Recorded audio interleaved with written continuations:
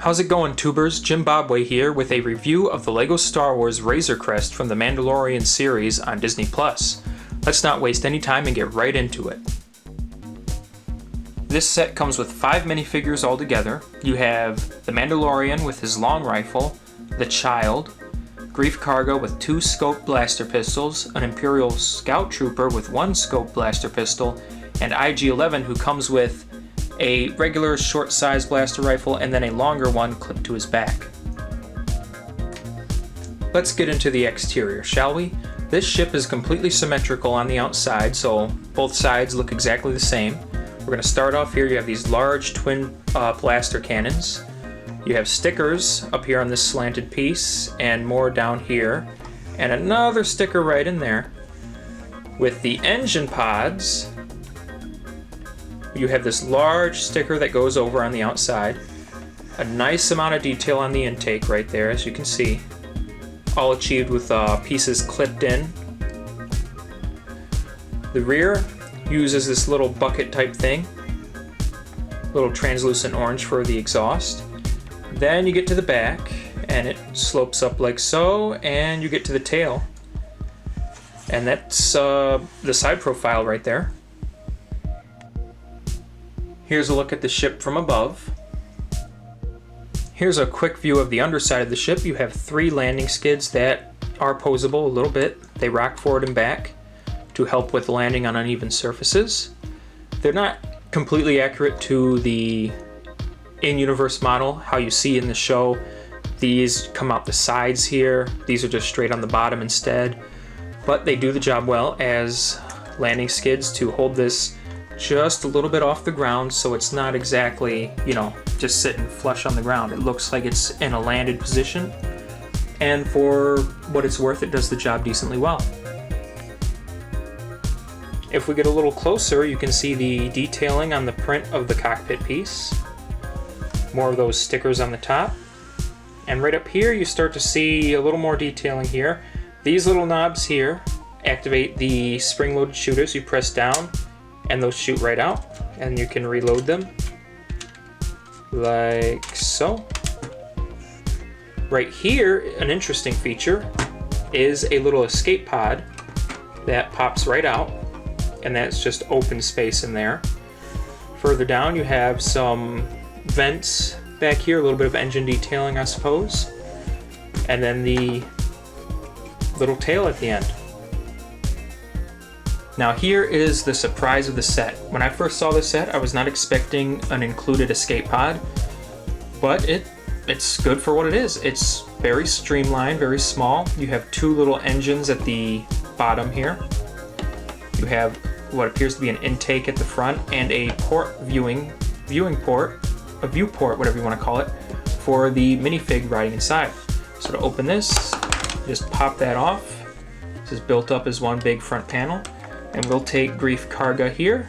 His feet will clip into those 2 studs down there to hold him into place. And he sits in there, you pop this back on, and you can see his face through the porthole.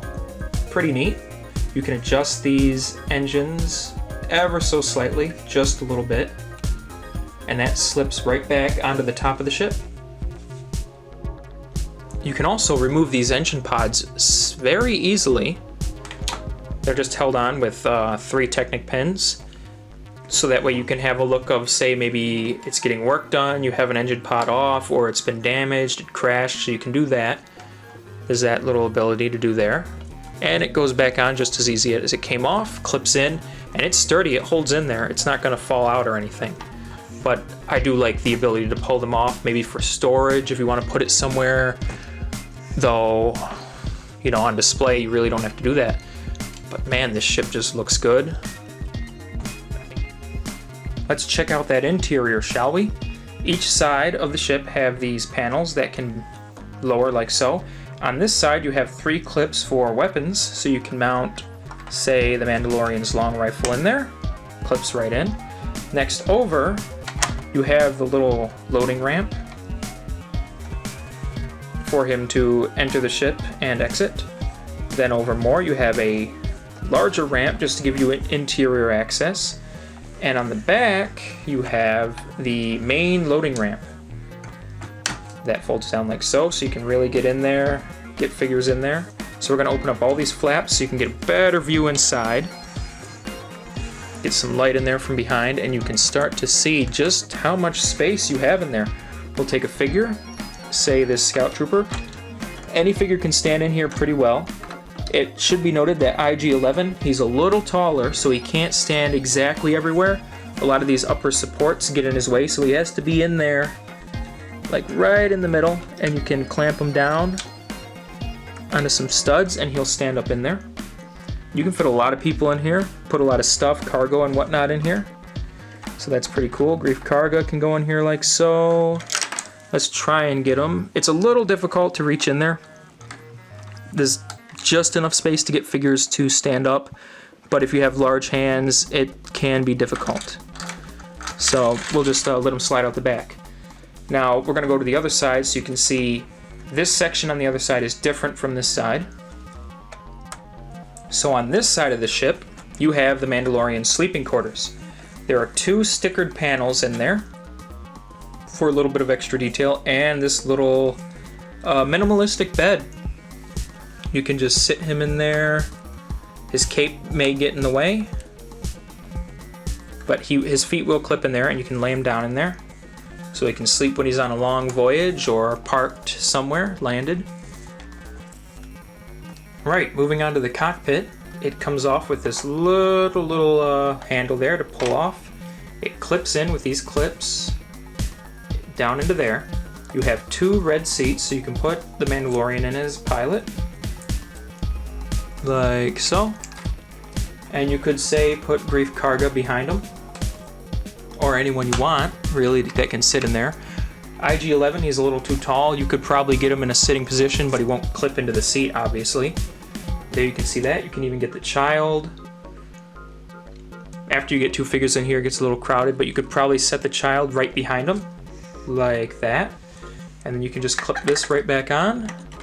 Plenty of space up top so their heads don't hit anything. And I think it looks really nice. You can get at least 2 figures in there, a little bit more. Probably someone standing up behind Grief Karga. Let's try that with the Scout Trooper. And it's gonna be a little difficult with, yeah, there's not a whole lot of space. And maybe we have to take him out first. His helmet might be getting in the way. Grief Karga might be able to sit back there. Just barely. Yep, you can get him behind there, and then get, say, another figure right there, and then Baby Yoda in there. Sorry, the child. And you can get 3 people in that cockpit decently well. Now behind the cockpit, once you take the canopy off, you can fold this forward, revealing 2 clips for other accessories such as pistols, or you can even put the long rifle in here too if you wanted to. Plenty of space to put them both in. Close that up, put the canopy back on, and you can store a lot of stuff in this ship. I am telling you, it has a lot of usable space. For a $130 Lego set, it should, and it does. It delivers on that, and it looks good doing it. I think the Lego designer did a good job capturing the look of the Razor Crest here. Who knows, we might have a future edition of this set sometime, maybe depending on how long the Mandalorian series goes on, we might get a redo of this set, but if not, this is, I think, very good for a one-time release of this ship. They got it right the first time on most parts, and I couldn't be happier with the way this ship looks, with the model design. The build process was really nice too, and the overall features are great. You got extra features that I wasn't expecting, like the escape pod up there. The spring-loaded shooters are integrated very well. They're well hidden, so you can pull these up maybe for like air brakes or something.